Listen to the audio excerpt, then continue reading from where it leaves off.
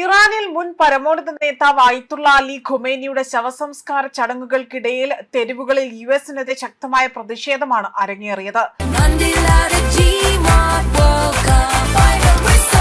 ഗോളടിക്കൂ, football സമ്മാനമായി നേടൂ. LED ടിവികൾക്ക് 70% വരെ ഡിസ്കൗണ്ട്. ആഘോഷിക്കൂ ഈ ഫുട്ബോൾ വേൾഡ് കപ്പ് ഗോപുനന്ദിലെ ജിമാർട്ടിനൊപ്പം. ട്രംപിന്റെ പ്രതിമ അഗ്നിക്ക് ഇരയാക്കിക്കൊണ്ടായിരുന്നു ഇറാനികൾ പ്രതിഷേധം നടത്തിയത്. ട്രംപിന്റെ രൂപത്തിലുള്ള കൂറ്റൻ ലോഗോ പ്രതിമ കത്തിച്ചുകൊണ്ടായിരുന്നു പ്രതിഷേധം നടത്തിയത്. ഈ വാർത്തകളാണ് ഇപ്പോൾ പുറത്തുവരുന്നതും. ടെഹ്റാനിലെ തെരുവുകളിൽ നടന്ന വിലാപയാത്രയിൽ പങ്കെടുത്ത ജനങ്ങൾ ട്രംപിനെ വധിക്കുക എന്നെഴുതിയ ഭീമാകരമായ ബാനറുകളും പ്ലക്കാർഡുകളും ഉയർത്തിപ്പിടിച്ചുകൊണ്ടും പ്രതിഷേധം നടത്തി. ട്രംപിന്റെ തലയ്ക്ക് വിലപേശുന്ന തരത്തിലുള്ള പോസ്റ്ററുകളും റൂട്ടിൽ ഉടനീളം തന്നെ കാണാൻ സാധിച്ചു. വിലാപയാത്ര ഒരു പാലത്തിനടിയിലൂടെ തന്നെ കടന്നു പോയപ്പോൾ ട്രംപിന്റെ ചിത്രമുള്ള വലിയൊരു പരസ്യ ബോർഡിന് നേരെ ജനക്കൂട്ടം കല്ലെറിയുകയും അമേരിക്ക ഞങ്ങളുടെ പിതാവിനെ കൊന്നു, ഞങ്ങൾ നിങ്ങളെ വെറുതെ വിടില്ല എന്ന വാചകങ്ങൾ ഈ ബോർഡിൽ എഴുതിയിട്ടുണ്ടായിരുന്നു. ഇറാന്റെ ഔദ്യോഗിക സൈനിക വിഭാഗമായ ഇസ്ലാമിക് റവല്യൂഷണറി ഗാർഡ് കോർപ്സ് ആകട്ടെ പുറത്തിറക്കിയ പ്രസ്താവനയിലും ഖൊമേനിയുടെ കൊലപാതകത്തിന് പകരമായി തന്നെ പ്രതികാരം ചെയ്യുക എന്നത് തങ്ങളുടെ നിയമാനുസൃതവും അതുപോലെ തന്നെ മറക്കാനാകാത്തതുമായ ആവശ്യമാണ് എന്നതാണ് വ്യക്തമാക്കിയിരിക്കുന്നത്. ഇറാന്റെ പരമോന്നത നേതാവായിരുന്ന ആയത്തുള്ള അലി ഖൊമേനിയുടെ ശവസംസ്കാര ചടങ്ങുകളിൽ അമേരിക്കൻ പ്രസിഡന്റ് ഡൊണാൾഡ് ട്രംപിന്റെ രൂപത്തിലെ ലോഗോ ഇവിടെ കത്തിച്ചതിന്റെ അല്ലെങ്കിൽ തീയിട്ടതിന്റെ തരത്തിലുള്ള വീഡിയോകൾ ഇപ്പോൾ ഇറാൻ മാധ്യമങ്ങൾ തന്നെ പുറത്തുവിടുകയും ചെയ്തു. ഇതാകട്ടെ സമൂഹ മാധ്യമങ്ങളിൽ വലിയ രീതിയിൽ വൈറലായി മാറുകയാണ്.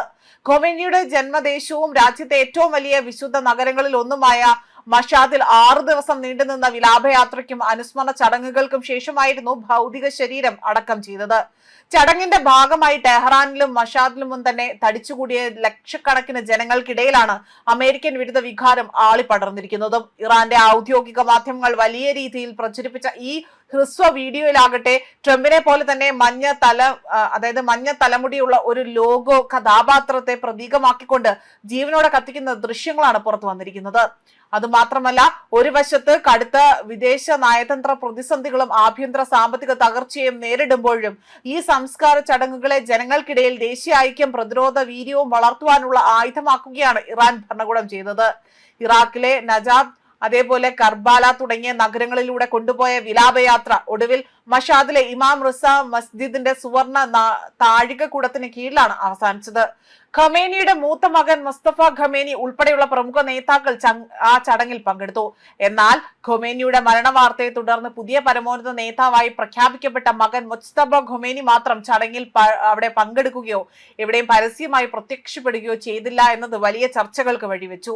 US ആക്രമണത്തിൽ അദ്ദേഹത്തിന്റെ മുജ്തബ ഖൊമേനിക്ക് ഗുരുതരമായി പരിക്കേറ്റതായും സുരക്ഷാ കാരണങ്ങളാണ് അദ്ദേഹം പൊതുവേദികളിൽ നിന്ന് മാറി നിൽക്കാൻ കാരണമായിരിക്കുന്നതെന്നാണ് റിപ്പോർട്ട്.